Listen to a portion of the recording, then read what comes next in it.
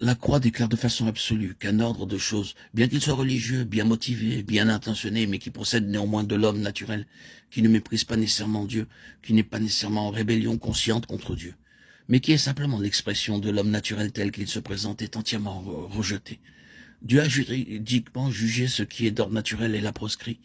Dans la croix du Seigneur Jésus, Dieu a dit de manière définitive, tu ne peux pas me servir dans ta constitution naturelle et tu ne peux produire aucun fruit pour ma gloire. Tu peux aller travailler, peiner, même mourir en faisant de grands efforts pour essayer de me servir. Et cependant, il ne reste pas moins vrai que tu ne peux, de toi-même, par quelque ressource naturelle que ce soit, porter du fruit pour moi. La seule chose qui puisse contribuer au dessein de Dieu, et cela de façon vivante, par la vie naturelle divine et céleste, est celle qui procède du Saint-Esprit. Combien cela est vaste, combien cela nanise et sonde toutes choses. Par exemple, quant aux choses que nous disons, cette question nous est continuellement présentée. Est-ce que cela a été dit par le Saint-Esprit? Il n'est pas suffisant de se poser la question. Mon intention était-elle bonne? Avais-je destiné cette chose au Seigneur? Mais l'ai-je dite ou faite dans le Saint-Esprit ou l'ai-je faite de moi-même? Ce n'est pas une question de motif ou d'intention, mais d'énergie et de vie par lequel j'ai fait la chose. Ma décision vient-elle du Saint-Esprit ou résulte-t-elle de mon propre jugement, et cela après avoir pesé le pour et le contre et avoir ainsi été amené à la conclusion que ce serait la meilleure chose à faire? Pour chaque chose, il s'agit d'une question de vie dans l'esprit.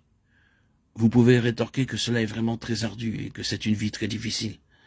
Si nous devons nous arrêter avant d'agir ou de parler et chaque fois nous poser la question, ce que je désire faire ou dire, est-ce dans le Saint-Esprit ou par moi-même?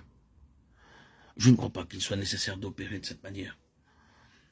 Au début, mais nous devons reconnaître journellement que notre vie doit être assujettie au Saint-Esprit. Et lorsque nous sommes conscients que quelque chose vient de notre propre fond, nous devons être fidèles à Dieu à l'égard de notre engagement.